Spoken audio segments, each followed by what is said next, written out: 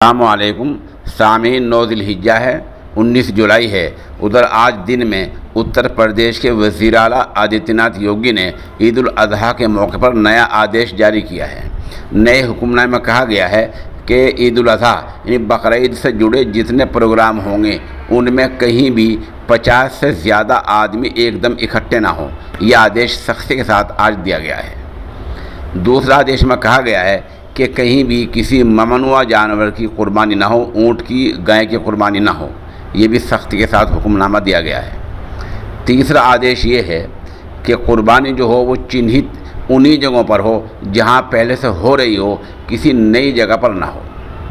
आदेश में कहा गया है कि कुर्बानी खुली जगह पर ना हो और कुर्बानी आदमी की आमतौर पर निजी जगह में हो।